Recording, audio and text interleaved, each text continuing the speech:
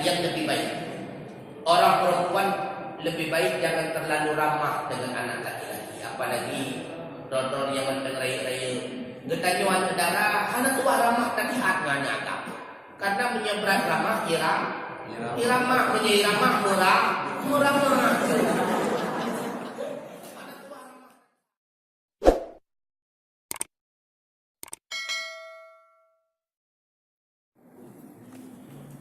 Assalamualaikum warahmatullahi wabarakatuh. Alhamdulillah, wassalatu wassalamu ala rasulillah wa ala alihi wa sahbihi wa man tabi'ahu amma ba'd. Wa qala Allah ta'ala fil Qur'anil Karim wa huwa asdaqul qailin. A'udzu billahi minasy syaithanir rajim. Bismillahirrahmanirrahim.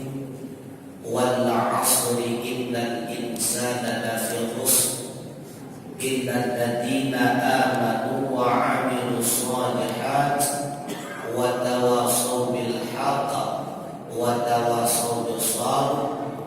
Wa fi ayatin ukhra syahru ramadhan alladzi unzila fihi al-Qur'an hudan lin-nasi wa bayyinatin minal huda wal furqan. Shadaqallahu maulana al-'azim. Marilah senantiasa kita memuji Allah Subhanahu wa ta'ala, sekaligus kita mensyukuri atas segala limpahan rahmat, nikmat dan karunia-Nya kepada kita semua, sehingga pada pagi menuju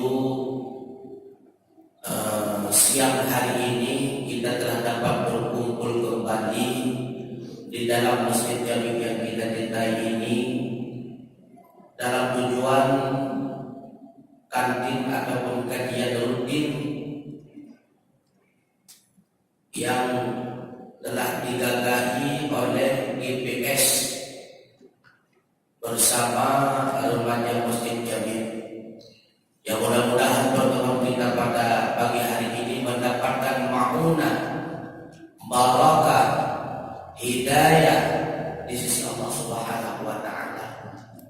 Rahmat dan sejahtera semoga selalu Allah curahkan kepada baginda Rasulullah Muhammad sallallahu alaihi wasallam, kepada keluarga, kerabat, sahabat-sahabat beliau sekalian, kepada tabi'in, ulama mutaqaddimin, ulama mutaakhirin beserta para alim ulama yang muhtaram. Adik-adik, para panitia pelaksana yang saya muliakan, tema yang diberikan kepada saya pada pagi hari ini, pemuda dan keutamaan Ramadan. Artinya ada dua permasalahan. Yang pertama pemuda, yang kedua keutamaan Ramadan. Bila kita lihat dari temanya tidak ada keterkaitan, cuma kita kaitkan sendiri insyaAllah. Pemuda dari keutamaan Ramadan dan imbang. Ini lain-lain masalahnya. Jadi bisa kita dapat ada dua permasalahan. Yang pertama pemuda dan yang kedua keutamaan Ramadan. Sebelumnya saya ingatkan dulu, ketika saya sebut pemuda maka di dalamnya masuk pemudi. Nah, ini jangan ada yang komplain ini ada pemudi Ustaz. Ketika saya sebut pemuda masuk di dalamnya pemudi. Jadi sebelumnya kita lihat dulu kata-kata pemuda dalam bahasa Arab yang berarti dengan makna pemuda ada dua bentuk suku kata. Yang pertama syabba, yang kedua fatah. Itu keduanya sama-sama berarti pemuda. Syabba dan fatah. Syabab itu merupakan lafaz jamak daripada syabab. Syabab itu adalah lafaz jamak daripada syabab yang artinya pemuda ataupun artinya awal dari sesuatu. Syabab dan fata itu artinya sama. Sedangkan secara istilah yang dimaksud dengan syabab ataupun pemuda menurut Islam yaitu sosok manusia yang usianya di bawah 40 tahun.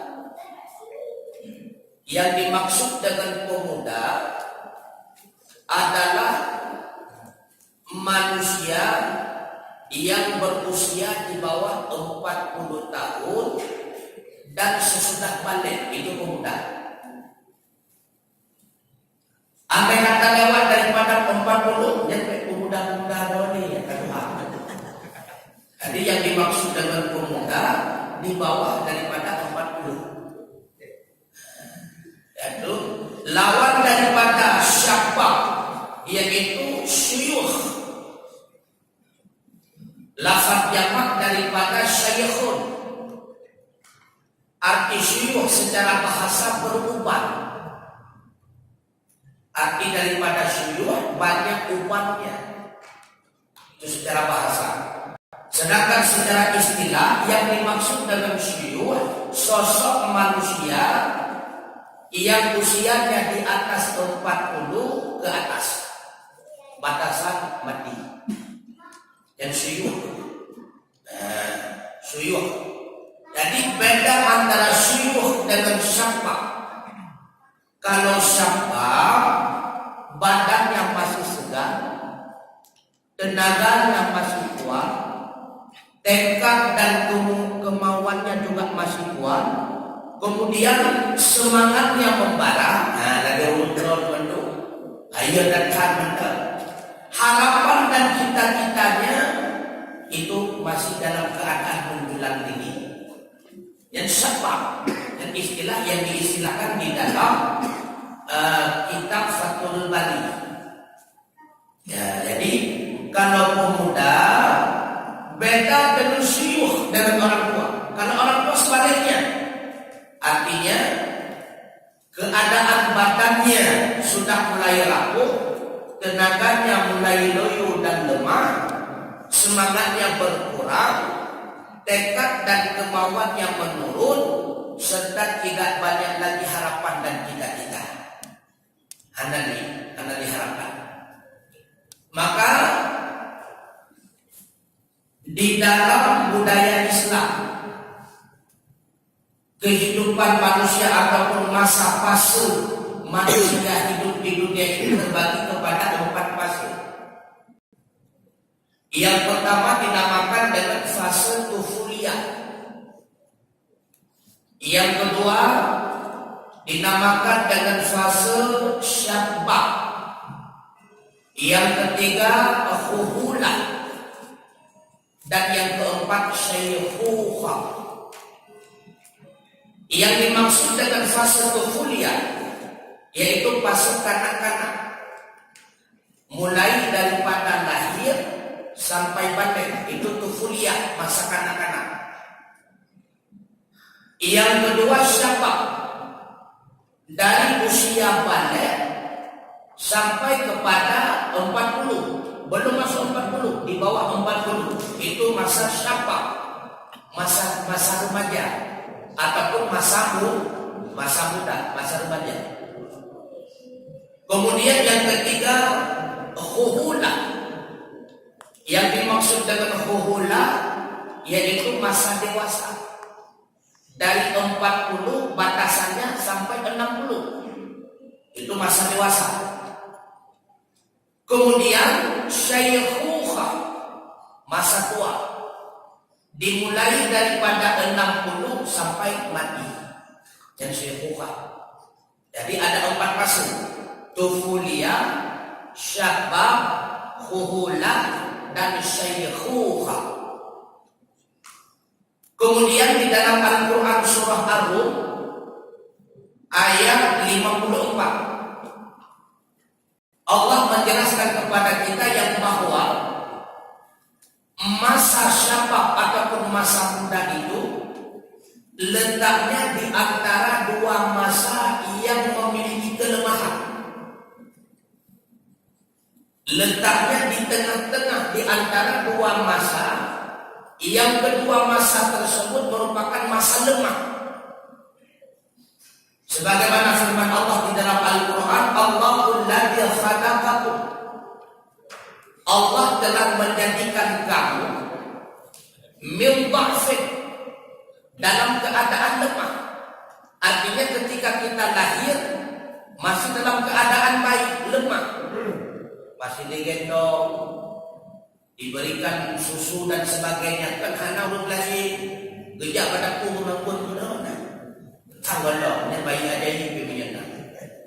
Jadi ketika kita lahir min dha'fin, dalam keadaan lemah, summa ja'ala min ba'di dha'fin quwwatan, kemudian menjadikan ianya Allah daripada sesudah lemah, yaitu keadaan engkau itu kuat.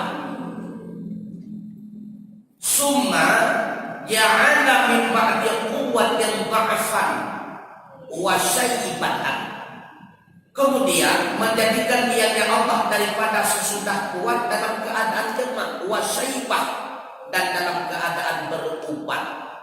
Maka letak kehidupan kita manusia kuat, keadaan kuat di tengah-tengah yang dikelilingi oleh dua lemah. Lemah yang pertama masa bayi, lemah yang kedua masa kuat. Sehingga Allah melanjutkan firman-Nya, yakhluqu ma yasha wa huwal alimul qadir. Allah menghendaki menjadikan apa saja yang dikehendakinya. Allah Maha mengetahui, lagi Allah Maha kuasa.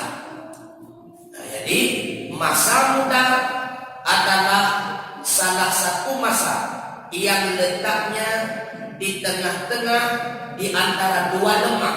Lemah yang pertama masa bayi, lemah yang kedua masa tua. Pembahasan ada banyak ke depan. Jadi menyentrik kakak di kajian dan kemudian pengajian. Jadi ada nyentrik. Nah, kemudian setelah kita pahami siapa itu pemuda, kemudian mari sama-sama kita melihat mana yang dikatakan pemuda yang buruk dan berbahaya. Ini katakan pemuda yang buruk. Mana yang dikatakan pemuda yang buruk dan berbahaya? Apakah kita termasuk di dalamnya? Coba kita lihat. Jadi sebelum kita menilai seseorang pemuda itu buruk ataupun baik, sebelumnya harus kita jadikan standar ukuran ataupun barometernya. Sebagai ukuran, seorang pemuda itu dapat dikatakan baik atau buruk itu dilihat dari dua sisinya. Sisi yang pertama akliyah, sisi yang kedua adalah nafsiyah. Yang dimaksud dengan akliyah yaitu pola pikir. Yang dimaksud dengan nafsiyah yaitu pola sikap. Seorang pemuda ataupun pemudi bisa dikatakan baik ataupun buruk. Yang pertama dilihat daripada pola pikirnya, yang kedua dilihat daripada pola sikapnya, akliyah dan nafsiyah. Dari dua tinjauan tersebut, maka lahirlah dua model pemuda yang buruk. Dua model pemuda yang buruk.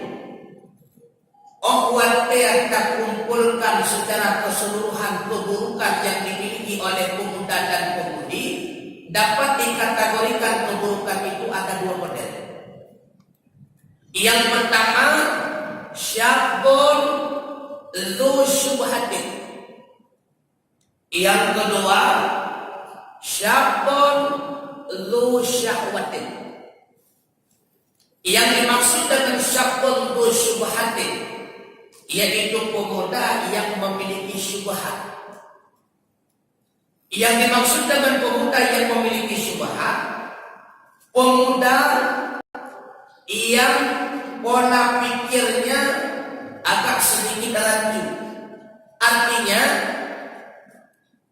pemahaman di dalam berpikir wujud suatu perubahan yang tidak sesuai dengan yang diharapkan oleh agama, sehingga karena pola pikirnya sedikit kerancuan, maka terjadilah berubah wujud pola pikir. Yang benar seolah-olah menjadi salah, yang salah remang-remang hingga menjadi benar.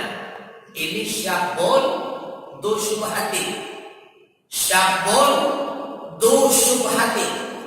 Dalam pola pikirnya terdapat syubhat. Yang benar menjadi salah, yang salah menjadi remang-remang. Contoh, pakai cadar. Hampir kebanyakan pemuda menganggap itu hal yang sinis, ninja macam Islam. Padahal itu benar. Kemudian tidak memakai jilbab, itu hal yang salah, tapi seolah-olah jadi benar. Udah tu boleh, hektar bondi, contoh membeli besi kalau bondi. Yang salah seolah-olah menjadi benar.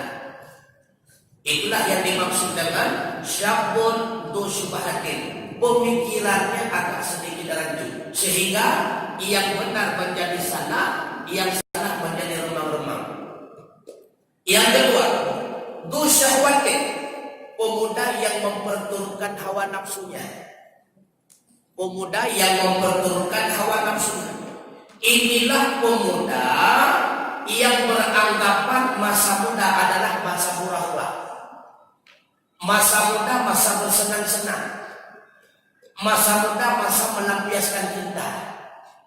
Masa muda masa pacaran. Karena ada yang enggak punya kata kulit takut sotek menunggu. Ya. Itulah syabun dzu syahwatin. Pemuda yang selalu memperturutkan hawa nafsu. Ini adalah pemuda yang buruk. Dua model pemuda ini adalah pemuda yang buruk. Yang pertama syabun dzu syubhatin, yang kedua syabun dzu syahwatin. Kemudian pemuda yang sangat baik, pemuda yang sangat hebat. Siapa dia? Itulah pemuda yang mampu membuat Allah kagum. Bagaimana caranya kita menjadikan Allah itu menjadi kagum terhadap kita? Rasulullah bersabda, "Ya'jibu rabbuka min syabbin laisa lahu sahwatun." Allah itu kagum terhadap pemuda. Pemuda yang bagaimana? Pemuda yang tidak pernah melakukan sabwah. Pemuda yang tidak ada padanya sabwah. Pemuda dan pemudi yang tidak ada sabwah itu adalah pemuda-pemudi yang dikagumi oleh Allah Subhanahu wa taala. Apa itu sabwah? Yang dimaksud dengan sabwah kecenderungan pemikiran ataupun sikap untuk menyimpang daripada kebenaran. Tidak ada sabwah, tidak ada kecenderungan terhadap hal yang demikian. Nah, pemikiran kita untuk termikir kepada yang hana. Nah, sikap kita rencana untuk tidak pergunakan kepada sikap yang hana. Maka pemuda yang sabwah, pemuda yang tidak pernah condong terhadap hal yang menyimpang, pemuda itu sangat dikagumi oleh Allah. Karena orang tua yang taat itu biasa, tapi pemuda taat luar biasa.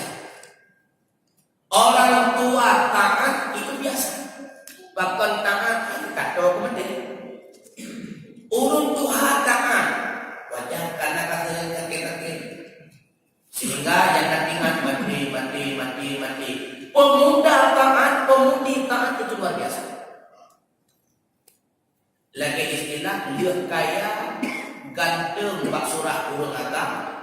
cantik Pak Turahuri nak ramah. Lihat kaya ramah. Masya Allah. Gasnya ramah itu biasa. Yang baik kena ramah. Kaya ramah. Ini bukan gada. Dia coba ke bahasa Aceh. Oh mana bahasa Aceh dulu? Ramah. Yang bukan ni ramah. Ramah beda ramah dengan ni ramah. Menyeri ramahnya period ramah. Nah ramah tamah. Tempatnya beda. Makanya orang kaya cantik, baik, ramah, masya Allah luar biasa. Orang miskin ramah itu biasa. Tak usah ngomong lingkai kata orang. Yang luar biasa, luar biasa. Hilang anak masya Allah dan gaya buluto. Allah luar biasa, luar biasa. Jadi pemuda yang sangat dikagumi oleh Allah itulah pemuda yang pola pikirnya dan pola sikapnya tidak pernah sedikit pun condong kepada hal yang menyimpang. Itulah pemuda dan pemudi yang sangat dikagumi oleh Allah. Itu sedikit kaitan dengan pembahasan pemuda. Ternyata cerita dengan pemuda cukup Hasanul Fatah, Hasanul Banat kata Rasulullah. Baik pemuda maka akan baiklah suatu negeri. Fasadul Fatah, Fasadul Banat. Bila hancurnya pemuda maka hancurlah suatu negara. Bahkan Rasulullah juga bersabda, ketika Islam mulai datang, aku diangkat oleh Allah menjadi Rasul. Yang menerima pertama sekali dakwahku itulah kaum pemuda. Sedangkan kaum tua, mereka kebanyakan mengusir diriku, bahkan menganggap diriku stres, menganggap diriku sakit. Ada yang meminta diriku untuk berobat kata Rasulullah. Yang terima kali pertama dakwah Rasulullah itulah kaum muda. Maka berhasil atau tidaknya agama itu berada senantiasa dalam maju ataupun mundur tergantung pada tangan kita pemuda. Apabila kita pemuda mau memajukan agama kita, mau memajukan daerah kita, maka daerah dan agama ini akan terus maju. Apabila kita tidak memperhatikan terhadap hal yang demikian, yakinlah, maka agama di daerah kita akan mundur dan daerah kita pun akan senantiasa tertinggal. Tergantung Pak Jarwo dari kita. Makanya tinggal orang tuan menyebut kamu orang di bulu ini, alihnya dengan alihkan. Dari itu di sini ada cemburu, menyebut mana? Alihnya cici juga alihnya mana? Kalau kamu itu sama menanya. Orangnya memang anaknya, tapi orang itu karena anaknya hari ini anak-anak suatu ketika dia itu akan menjadi pemimpin. Maka tak tahu BBU ya udah orang itu kaya. Hanya tak tahu kaya anaknya. Dua orang itu lagi kuat itu. Jadi pemuda itu adalah harapan bangsa dan agama. Bahkan Soekarno pernah mengatakan, berikanlah kepadaku beberapa pemuda, sungguh aku akan menggoyangkan dunia. Ini waktu dari hati sih. Ini adalah pokoknya bahasa hiperbola. Artinya kedudukan pemuda dalam agama, dalam negara sangat tinggi. Maka betul-betul bangsa dan agama itu pada dua kata. Ini jalan-jalan ibu ke depannya, ini jalan-jalan bapak ke depannya. Kalau misalnya bapak pondok ibu tungang, nyuruh keluarga. Ayah mengunjung, kurma benang bungun, pak ayah sama-sama mengunjung benang bungun dan dibanding keluarga. Makanya harus kedepannya kita memiliki kemampuan khususnya ilmu agama. Ini kaitan masalah pemuda. Yang kedua, nanti kita kaitkan. Yang kedua, kita akan membahas keutamaan Ramadan.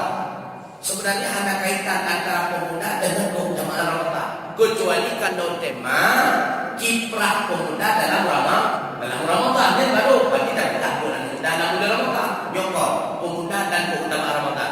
Tiga tahu. Sama seperti judul kambing dan kerbau Pak Madi. Itu beda-beda. Kambing bukan milik Pak Madi. Karenanya di dalam satu hadis Rasulullah juga bersabda, "Inna hada syahrun qad hadarakum." Sungguh ini adalah satu bulan yang senantiasa hadir kepadamu dalam setiap Ramadan, kata Rasulullah. Wa fihi lailatul khairun min alfi syahr. Padanya itu terdapat satu malam yang lebih baik daripada 1000 bulan. Itulah malam Lailatul Qadar. Man harramaha faqad haramal khaira kullu. Siapa saja yang tidak mendapati Lailatul Qadar dalam Ramadan, berarti dia tidak akan pernah mendapati kebaikan selama-lamanya di sisi Allah. Malam Lailatul Qadar, malam dikumpulkan seluruh kebaikan oleh Allah, diberikan kepada orang yang berhak menerimanya. Apabila kita tidak mendapatkan Lailatul Qadar, berarti kita tidak mendapati kebaikan. Apabila kita tidak mendapati kebaikan tersebut, berarti selamanya dalam tahun itu kita tidak akan pernah mendapatkan kebaikan di sisi Allah. Kebaikan yang terbesar itulah malam Lailatul Qadar. Kita tidak dapat malam Lailatul Qadar, berarti kita tidak mendapatkan kebaikan yang besar di sisi Allah. Yang tertentu itu kebaikan yang kecil-kecil.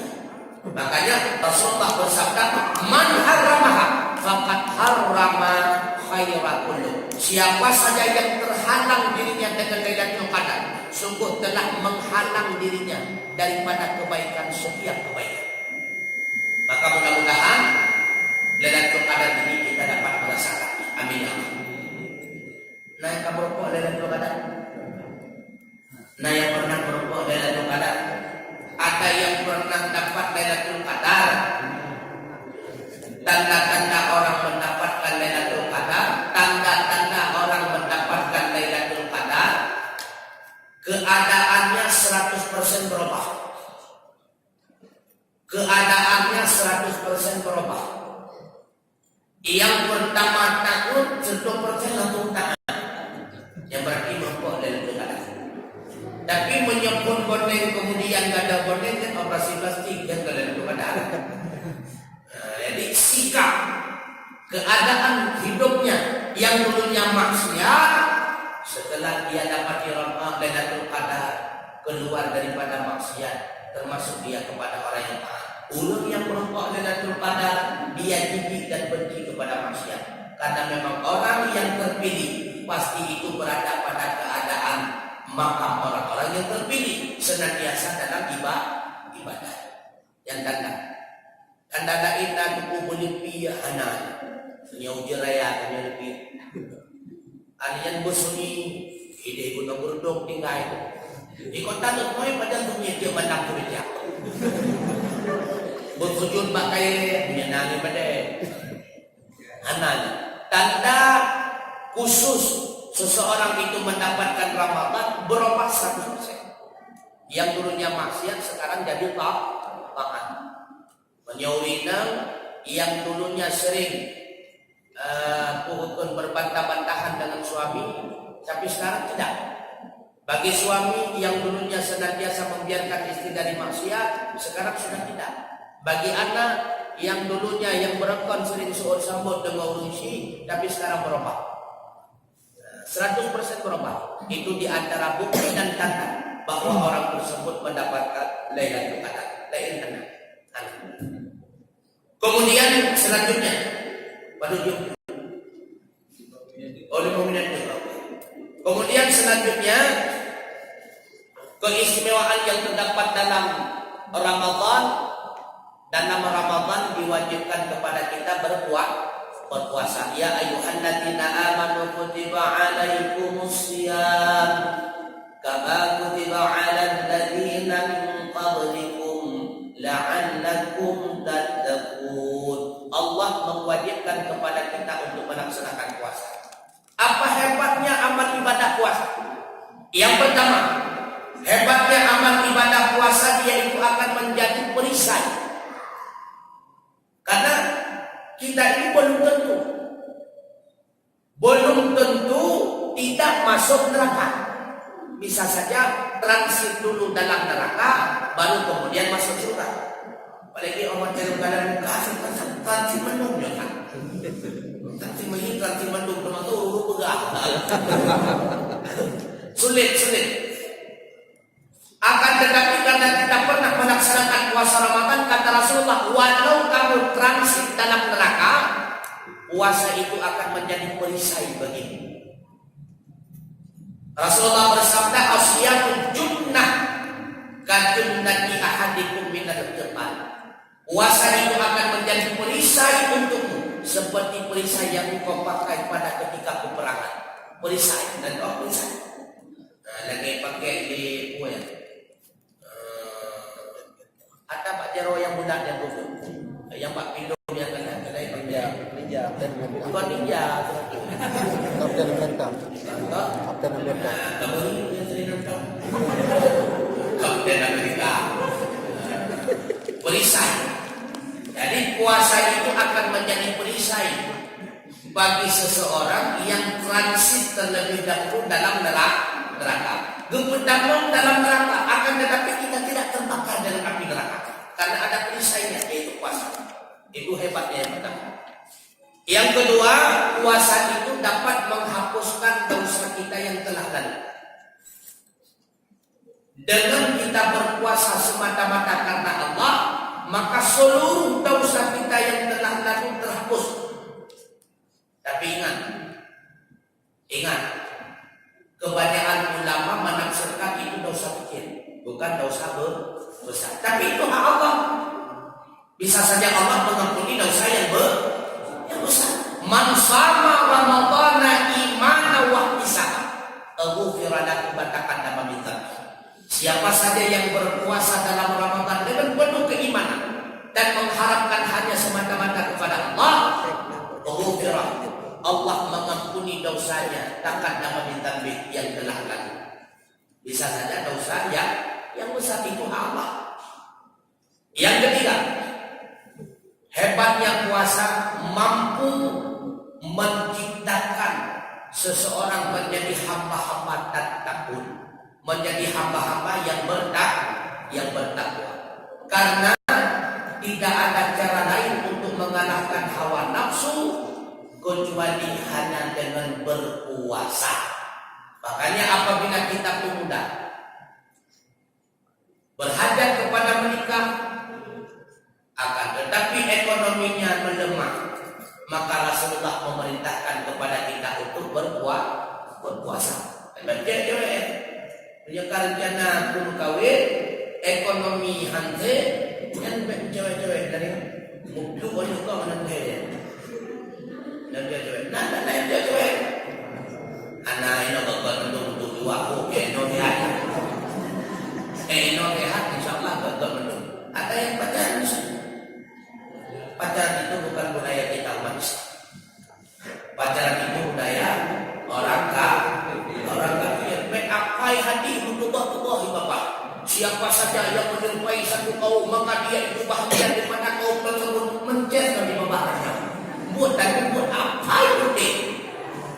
Jadi ingat, itu bukan budaya kita. Maka dengan kita melaksanakan puasa, akan wujudlah hamba itu menjadi hamba-hamba yang tak takut.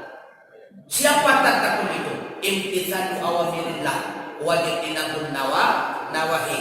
Karena terkendali nafsu, wujudlah kita menjadi hamba dalam kehidupan, selalu menjunjung tinggi perintah Allah dan senantiasa meninggalkan larangannya Allah. Kesimpulannya, sebenarnya Ramadan adalah satu masa yang dipersiapkan oleh Allah, yang di dalam masa tersebut terdapat keistimewaan. Mudah itu pula satu masa yang diberikan oleh Allah kepada kita.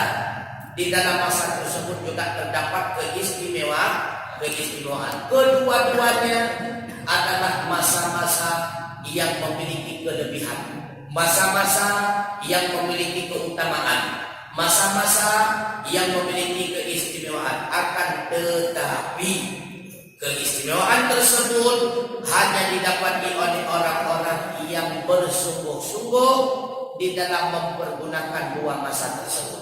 Apabila kita bersungguh-sungguh mempergunakan masa muda di dalam hal yang baik, insya Allah masa muda itu akan menjadi masa istimewa bagi kita. Begitu pula apabila kita bersungguh-sungguh mempergunakan masa Ramadan pada tempat yang sebagaimana diperintahkan oleh Allah, sungguh Ramadan itu akan menjadi masa yang penuh keistimewaan, keutamaan bagi kita. Kalau tidak bersungguh-sungguh, 2 masa itu akan berlalu dalam keadaan sia-sia. Wallahu a'lam bishawab wa ilaihil marji'u wal ma'ab.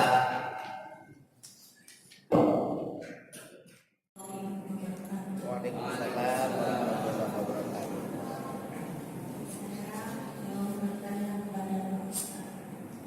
Bagaimana cara kita untuk mengajari pemuda dan pemudi supaya cinta kepada Al-Quran? Yang kedua, apa hukumnya orang yang sholat tapi dengan dia tidak mengetahui aturan-aturan sholat? Itu aja. Terima kasih. Assalamualaikum warahmatullahi wabarakatuh. Satu lagi silakan. Assalamualaikum warahmatullahi wabarakatuh. Saya bertanya pada Ustaz dan mohon izin sebelumnya Ustaz mohon menjawab dengan bahasa Indonesia karena mohon maaf saya belum bisa bahasa Aceh. Belum bisa bahasa Aceh. Ini saya tanyakan, bolehkah kita mengkodok puasa orang tua kita yang sudah meninggal? Sekali lagi. Bolehkah kita mengkodok puasa orang tua kita yang sudah meninggal dunia? Jazakumullah. Assalamualaikum warahmatullahi wabarakatuh. Jadi pertanyaan yang pertama tadi, bagaimana caranya supaya pemuda-pemudi itu bisa mencintai Al-Quran? Bagaimana caranya? Caranya itulah membiasakan mereka dalam membaca Al-Quran. Inilah konsep yang sedang dijalankan oleh pemuda-pemuda GPS kita dan para pengurus Masjid Jami. Membiasakan diri dengan sesuatu, pasti kita akan cinta terhadap sesuatu. Kita akan cinta bila mana kita mengenal. Makanya kenal terlebih dahulu. Tak kenal makanya tak sayang. Tak sayang makanya tak cinta. Yang pertama kenal. Kita akan kenal apabila kita senantiasa bersamanya. Dengan penyebab kita bermulaqamah dengan sesuatu tersebut, maka tentunya cinta itu akan datang dari sendiri. Biasakan diri dengan membaca Al-Quran. Biasakan diri dengan belajar Al-Quran, tajwid, tahsin, fasahah dan sebagainya. Biasakan diri dengan mempelajari tafsir Al-Quran dan sebagainya. Insya Allah kita itu akan rindu terhadap Al-Quran. Pasti biasakan diri. Allah bisa karena biasa. Membiasakan diri pasti akan bisa. Yang kedua, cara yang lebih afdal dari kecil. Dari kecil kita biasakan anak kita dengan Al-Quran dari kecil. Apabila dia telah remaja dan dewasa, pasti dengan sendirinya dia tidak akan pernah meninggalkan Al-Quran. Karena dari kecil bersama Al-Quran. Dari kecil bersama Al-Quran. Karena dari kecil anak itu bersama kita, makanya dia tidak pernah meninggalkan kita. Kemanapun dibawa suaminya, senantiasa dia teringat kepada kita dan akan mengunjungi kita. Tapi kalau seandainya dari kecil dia bersama neneknya, maka sampai dewasa dia mulai terikat jiwanya dengan nenek. Yang teringat cuma neneknya, ibunya tidak pernah dia. Maka biasakan dari kecil. Ikatkan si anak kita itu kehidupannya, permainan sehari-hari dengan Al-Quran. Insya Allah. Bukan merobek Al-Quran, membaca Al-Quran. Biasakan. Yang kedua, pertanyaan yang kedua kaitan dengan masalah tadi. Sholat.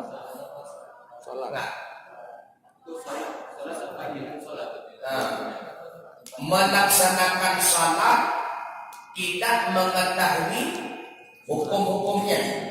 Artinya tidak pernah tahu mana rukun, mana sunnah, mana yang membatalkan, begitu. Ya Bu. Apabila orang yang melakukan salat tidak tahu mana wajib, mana sunnah, sah salatnya? Sah dengan syarat dia yakini semua yang ada dalam salat wajib semuanya. Semua yang ada dalam salat itu semuanya wajib. Baca subhana rabbiyal a'la rukun wajib itu. Subhana rabbiyal azim wajib. Baca ayat wajib. Bagi dia semua itu wajib dia lakukan. Satu dia tinggalkan salat tidak sah karena dia yakini semua wajib. Tapi kalau seandainya orang bertanya, ini wajib atau sunnah? Saya tidak tahu. Mungkin wajib, nggak tahu juga. Mungkin sunnah, juga nggak tahu. Salat tidak sah. Apabila dia tidak tahu wajib atau sunnah, bahkan dia tidak pernah meyakini semua wajib, yang terjadi padanya ragu-ragu, mungkin wajib, mungkin sunnah, mungkin wajib, maka salat tidak sah. Jadi sah salat seseorang karena dia meyakini semua yang ada di dalam salat itu wajib sah. Yang tidak sah bila mana dia yakini semua yang terdapat dalam pelaksanaan salat itu sunnah, tidak sah. Fatihah sunnah, dan sunnah maka itu dua sunnah apa itu? Karena dia yakini sunnah, maka salat itu tidak sah. Ada lain lagi? Ngerti bu? Ngerti. Ada pertanyaan lain? Belum ya? Belum. Yang kedua, bolehkah kita mengqadha puasa orang tua kita yang telah meninggal? Boleh. Dengan syarat kita telah mengqadha semua puasa diri kita sendiri. Boleh mengqadha puasa kedua orang tua kita yang telah meninggal. Bahkan di antara tanda anak yang saleh dan salehah, itulah anak yang mengqadha puasa kedua orang tuanya, yang mengqadha semua salat kedua orang tuanya. Bahkan menurut Syafi'iyah, artinya para ulama pengikut Imam Syafi'i, membayar fidyah. Yang pertama fidyah puasa, yang kedua fidyah salat. Selesai membayar fidyah, puasa dan salat itu keduanya diqadha. Siapa yang mengqadhanya? Itulah sanak ahli famili yang berhak mendapatkan harta warisan. Maka jangan cuma kita mengambil, juga kita berkewajiban untuk memberikan. Harta warisan yang dia tinggalkan kita ambil, dan salat puasa yang dia tinggalkan kita qadha. Boleh, bahkan itu sebagai tanda anak yang saleh dan salehah. Yang tidak boleh, andai kata tidak diwasiatkan, maka tidak sah kita lakukan. Yang pertama, yaitu kurban.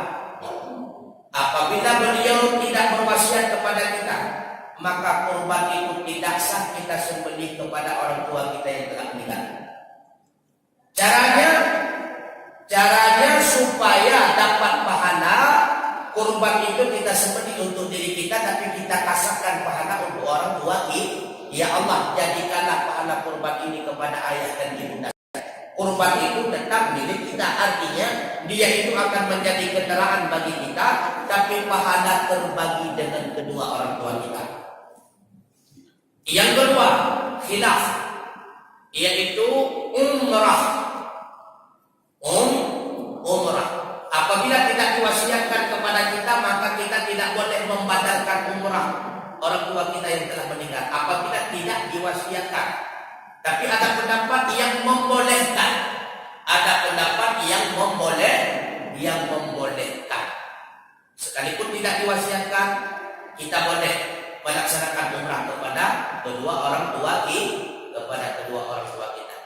Ada yang wajib, yang beliau tinggalkan wajib kita qadha, wajib kita bayar sekalipun tidak diwasiatkan. Yang pertama hutang dengan manusia, wajib.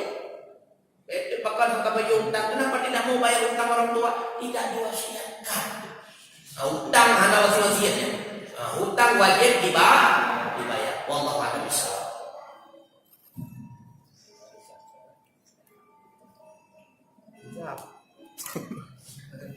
Berapa ya?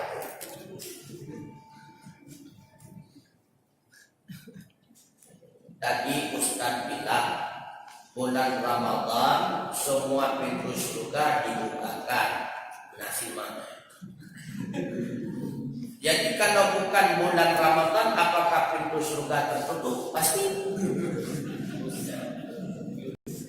Buktinya, ketika Ramadan pintu surga dibuka. Apabila tidak tertutup, apa dibuka? Karena tertutup, makanya dibuka. Kalau memang dari dulu sudah terbuka, sampai Ramadan masih terbuka. Begitu maksudnya. Sampai Ramadan masih terbuka. Ini ketika Ramadan dibuka, berarti sebelumnya tertutup.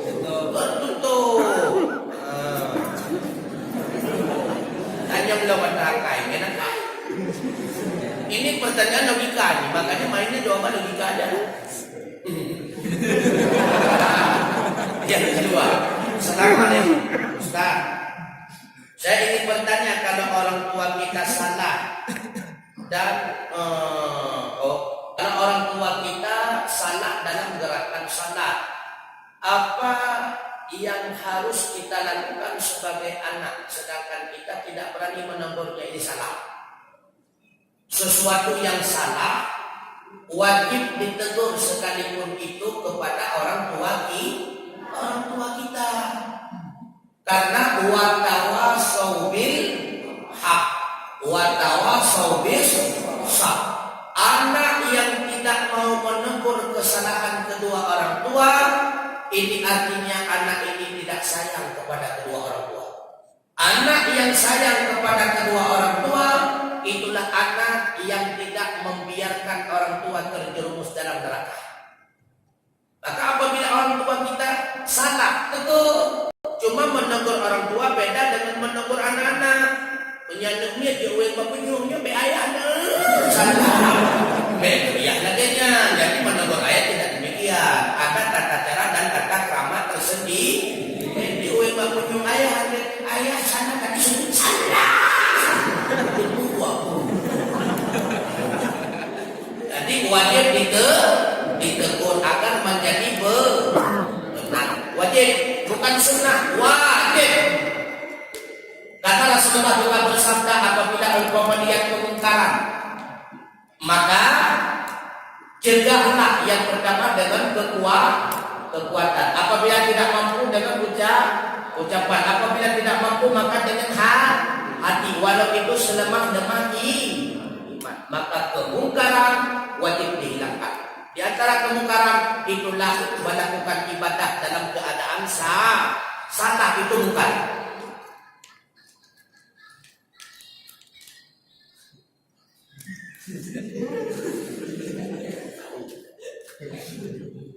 Kemudian, bagaimanakah ciri-ciri orang yang diterima taubatnya oleh Allah?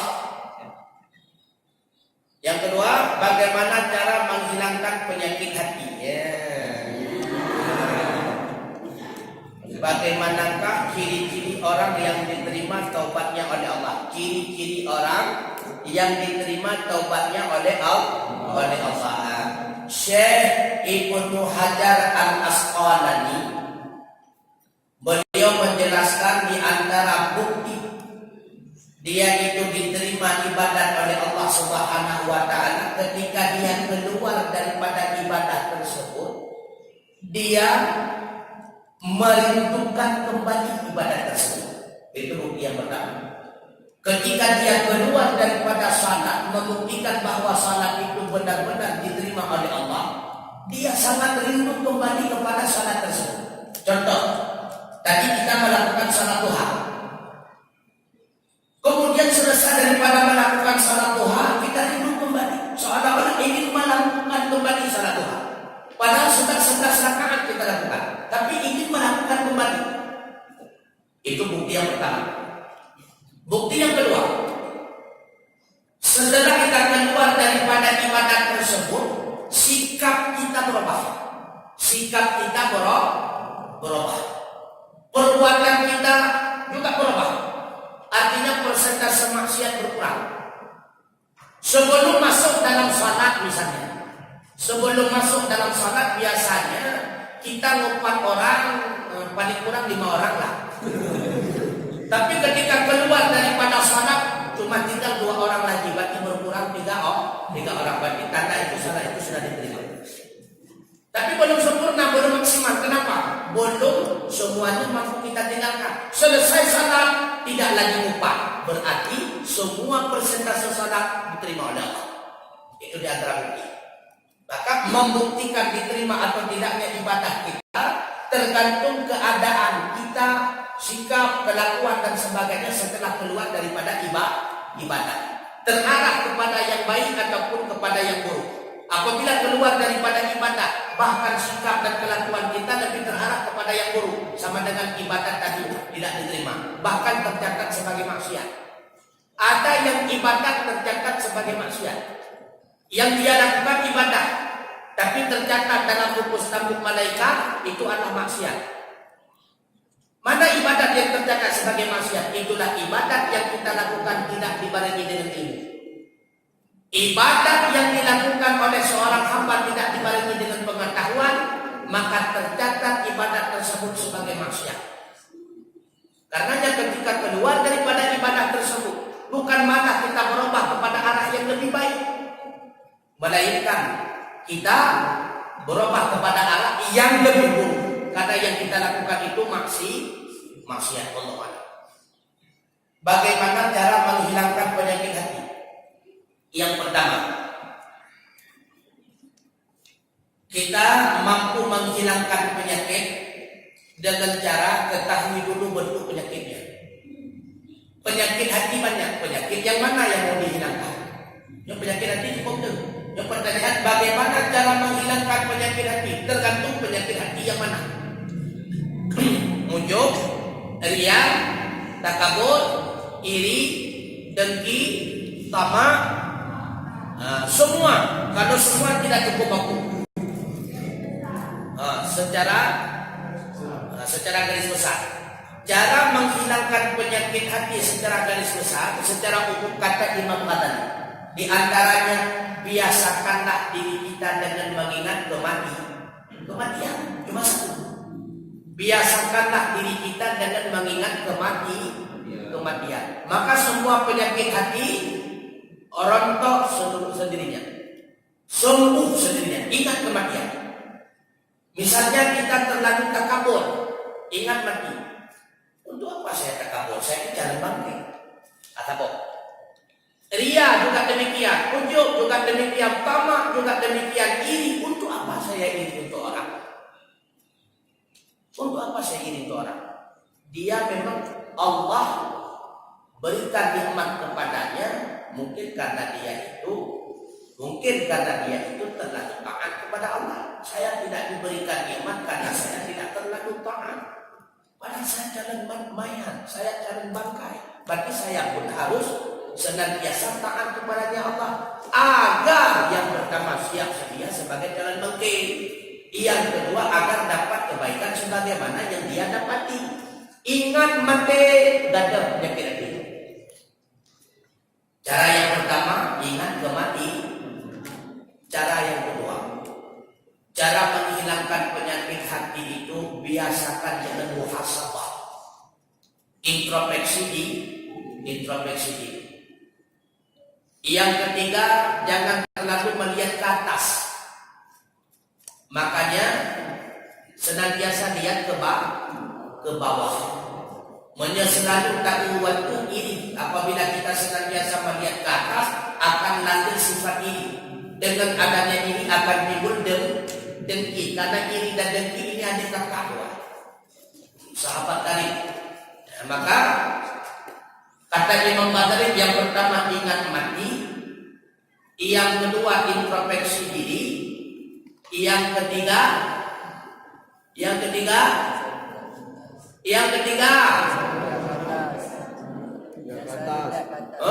jangan terlalu memandang ke atas, tapi senantiasa melihat ke bawah. Lihat kasih menyenai buat. Kemudian Assalamualaikum warahmatullahi wabarakatuh. Waalaikumsalam. Saya mau nanya hajinya.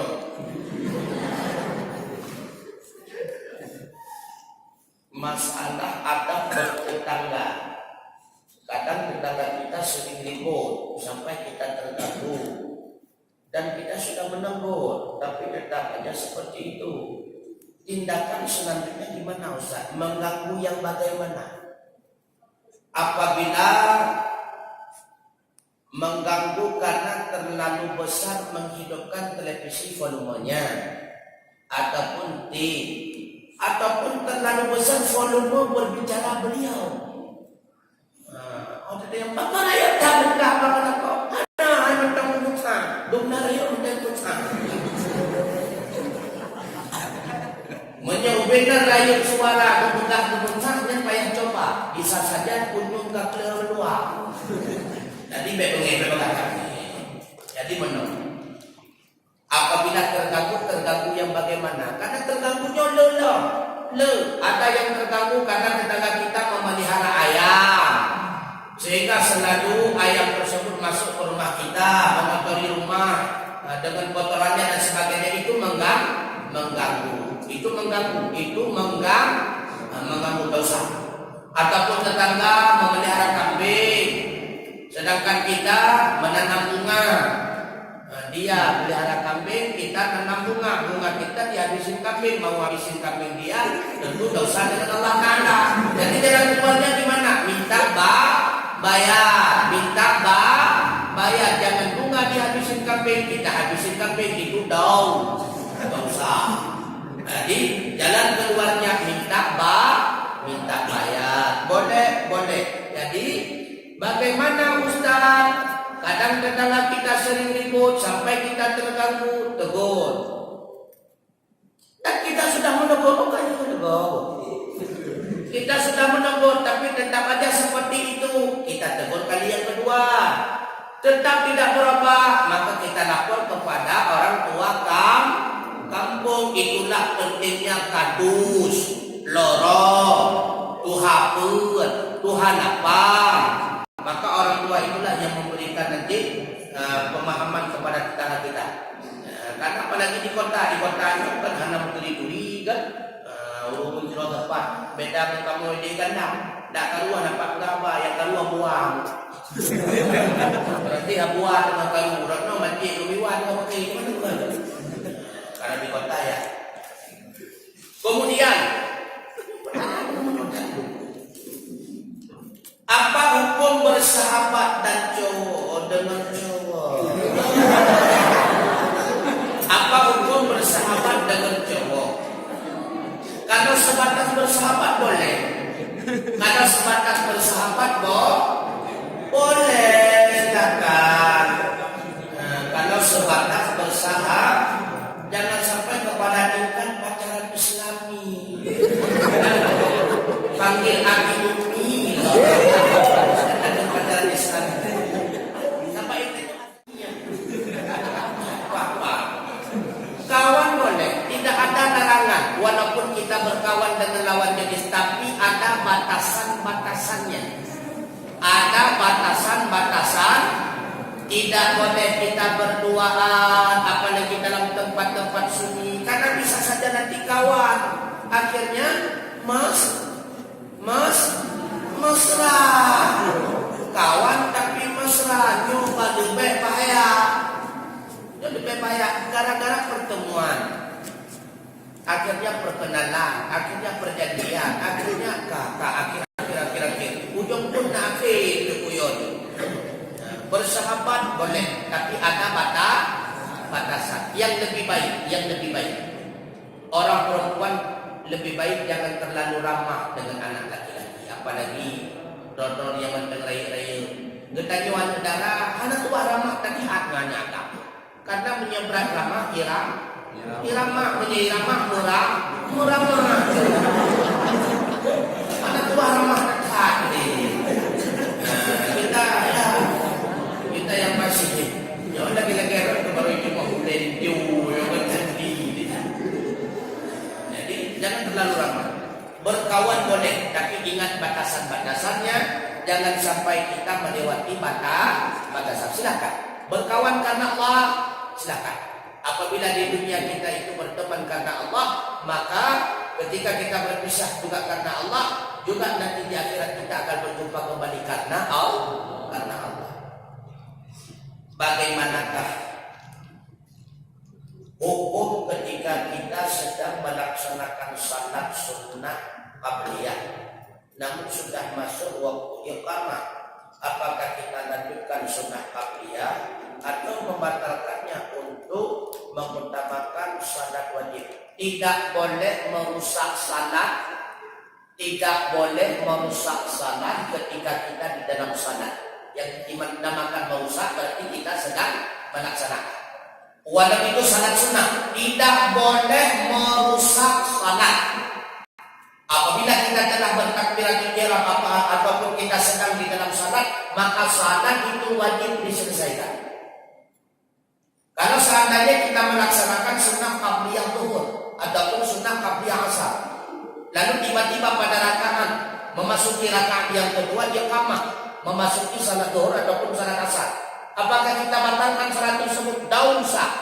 Hukum membatalkan satu salat, hukum merusak satu salat, walau itu salat sunnah, sama seperti merusak satu masjid.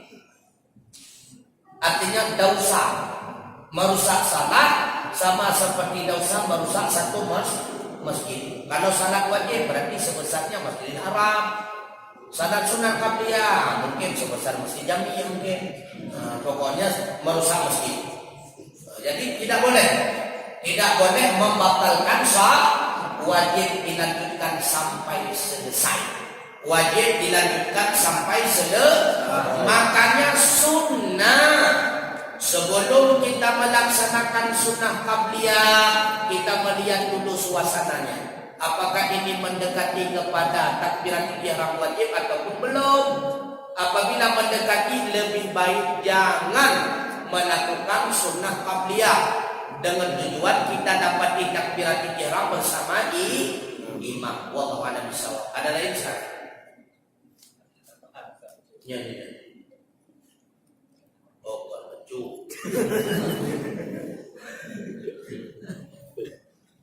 Tolong jelaskan perbedaan antara kalimat subhanallah, masya Allah, dan kalimat astagfirullah. Kapan seharusnya kalimat tersebut diucapkan? Terima kasih.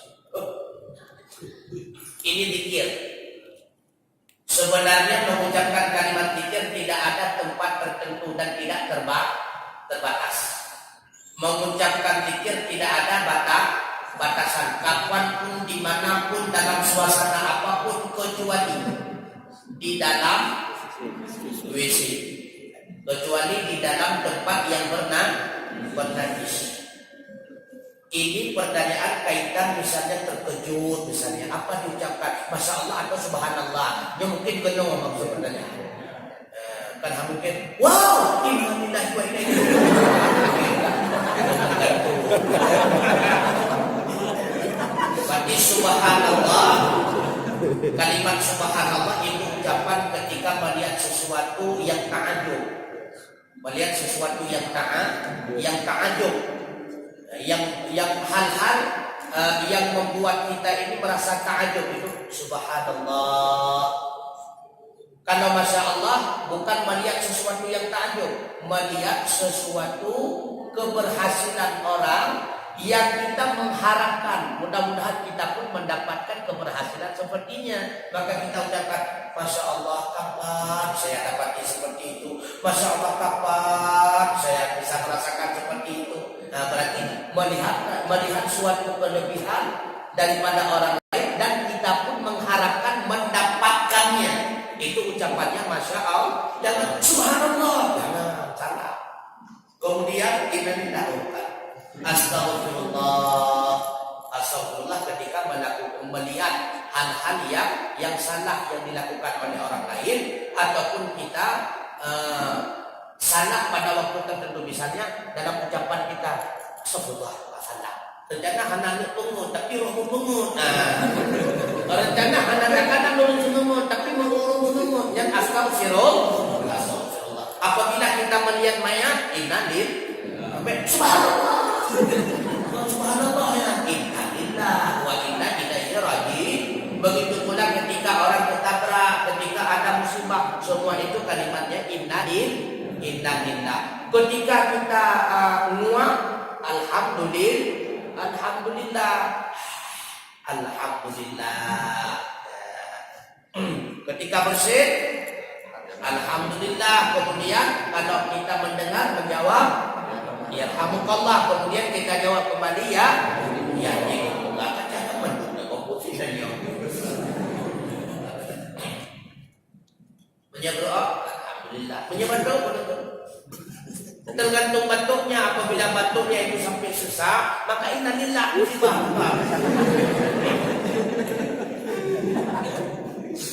Yang anak kita mengadopsi saudara, kita mengadopsi anak saudara. Suatu ketika dia dewasa, dia mendoakan kedua orang tuanya. Yang jadi pertanyaan saya, doanya didoakannya kepada siapa?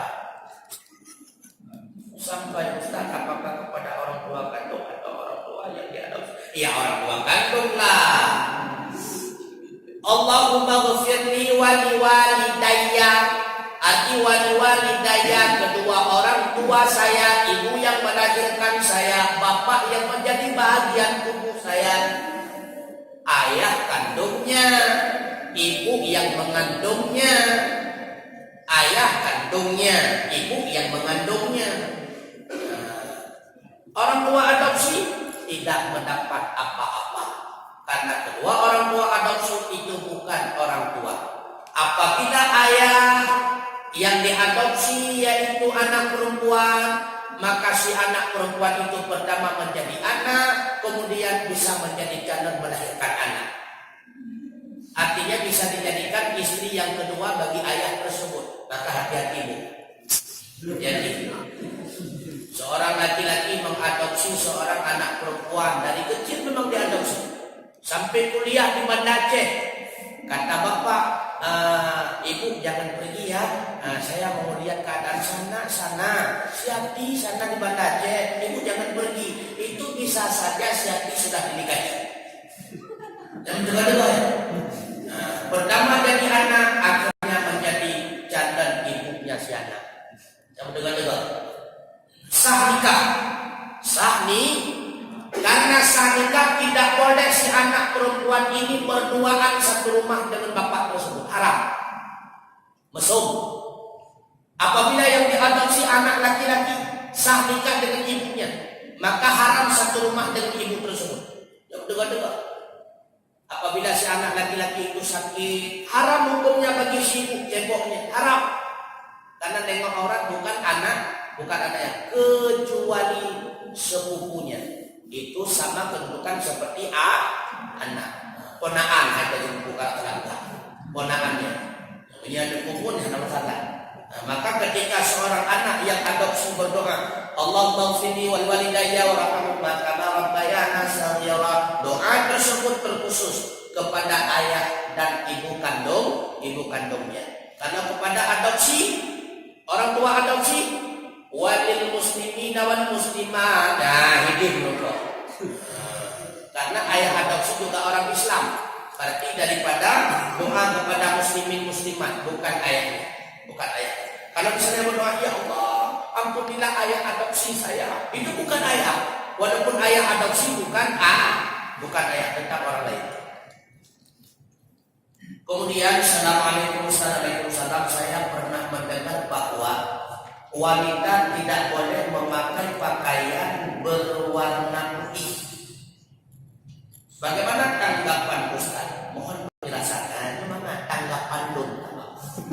Tanggapan Ustaz bukan hasil daripada rujukan kitab.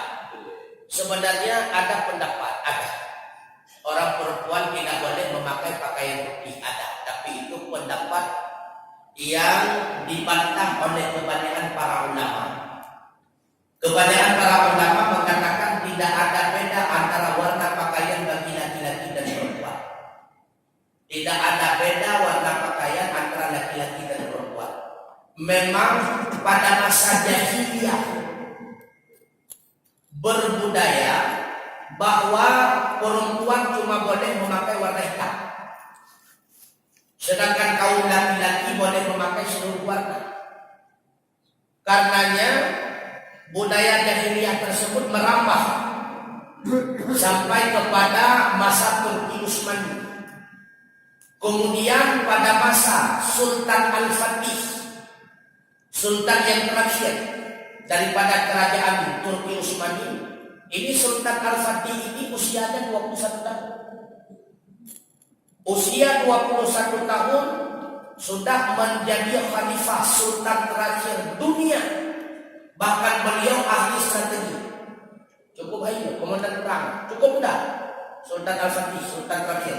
Tapi kemudian dikalahkan oleh ante-ante daripada Yahudi yang bernama Mustafa Kemal Atatürk. Jadi yang menjadi masalah ketika Turki Utsmani dipegang kekuasaannya oleh Al-Fatih, ketika itulah dirubah pola pikir bahwa orang perempuan boleh memakai warna apa saja karena tidak ada larangan dalam Al-Quran, tidak ada larangan di dalam hadis. Itu hanya sebatas bahagian pertinggal budaya jahiliyah. Dengan alasan perempuan tidak boleh memakai warna putih, dikhawatirkan menyerupai dengan pakaian yang disenangi oleh laki-laki. Karena kebanyakan orang Arab paling senang warna pakaian warna putih. Menyamai kedudukan perempuan dan laki-laki haram di dalam budaya jahiliyah. Karena kedudukan perempuan paling rendah pada masa keadaan jahiliyah. Maka di antara rendah kedudukan perempuan apabila seorang ayah meninggalkan ibu tiri ataupun istri daripada ayah. Misalnya ayah nikah sampai 10 orang. Yang terakhir istri ayah yang ke-10 mungkin masih muda, masih usia 12 tahun. Istri itu siapa di antara anak yang mau mewarisi, boleh mewarisi, melanjutkan perkawinan dengan ibu tersebut. Artinya anak mewarisi istri ayah. Itu di antara budaya yang paling jahat, yang menempatkan kedudukan perempuan itu sangat rendah. Seolah-olah perempuan itu seperti harta yang boleh diwarisi oleh anak. Maka kalau ditanyakan bagaimana pendapat Ustaz, kalau menurut saya apapun warnanya boleh dipakai oleh perempuan, sekalipun warna putih, kecuali lihat kulit kita. Kalau kulit kita hijau, jangan pakai warna coklat. Kalau kulit kita hitam, jangan pakai warna abu-abu, ya. Nah, sesuaikan dengan kulit masing-masing. Wallahu a'lam bishawab. Kemudian usia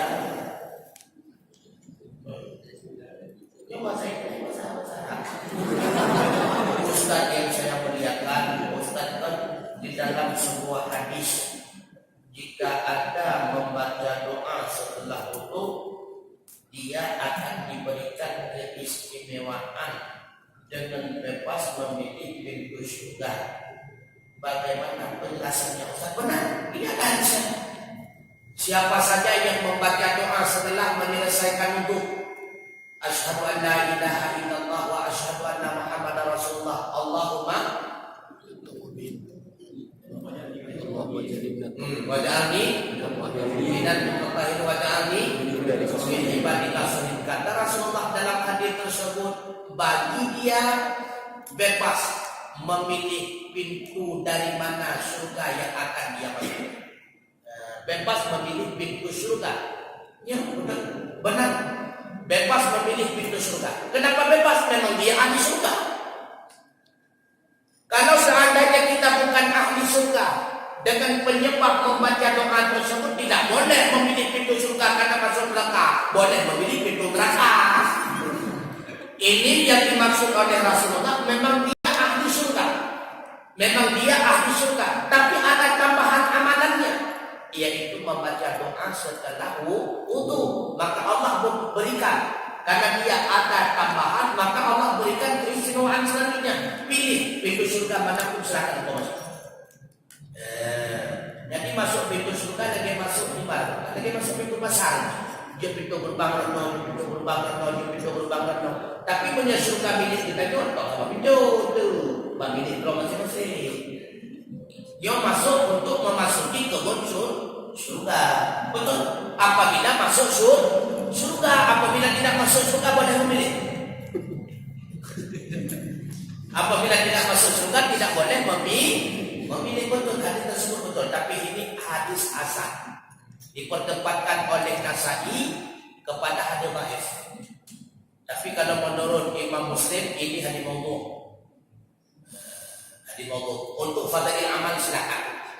Untuk menggembarkan diri melaksanakan kelebihan amal. Ustaz, apa hukumnya baju sudah kita pakai kita jual lagi?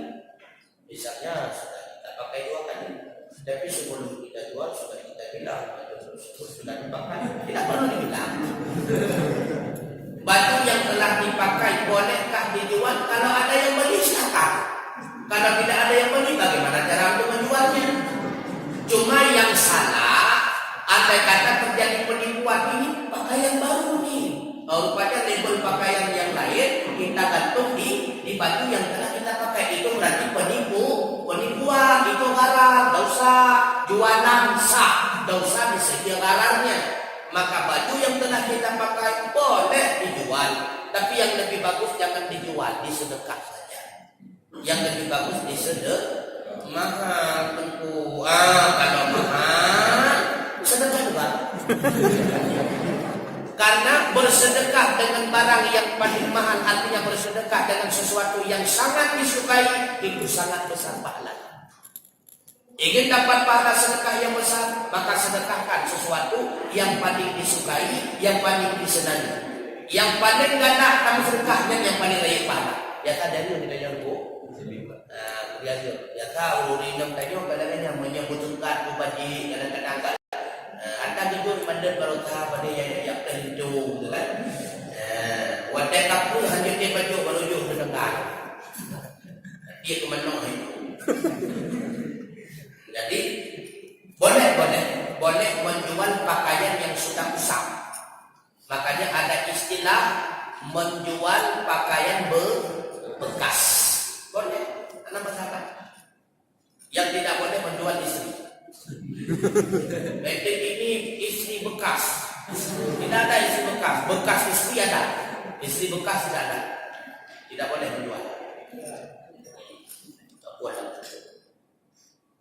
Oh, kasih dulu. Kartu ada. Kartu ada kan? Gondok kok. Hidup yang beruhai. Beruhai bukan anak ya. Ya, boleh. Wah. Ada sudah bisa. Ya masalah puasa atau kenyonggol.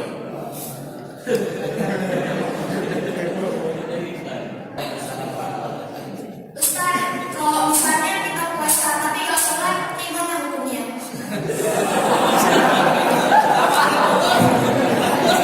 Puasa yang tidak sah itu sama seperti pakai baju nggak pakai rok. Sah pakai baju nggak pakai rok. Salah.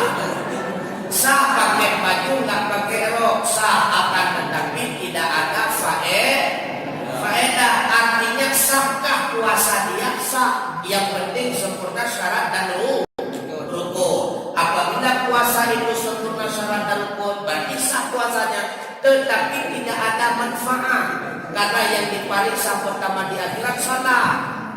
Buktinya Rasulullah bersabda, "Maftaradallahu 'ala ummati as-salatul khams." Yang pertama sekali diwajibkan oleh Allah kepada umatku salat 5 waktu. Wa yurfa'u min a'mali as-salatul khams. Yang pertama laporan malaikat kepada Allah adalah salat 5 waktu.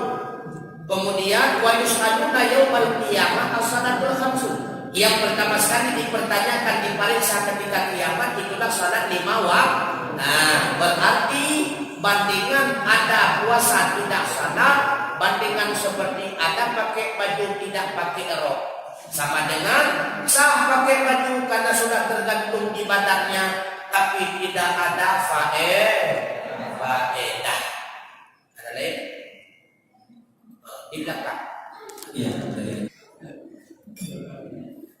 Nah yang ini belum orang-orang yang harus dulu.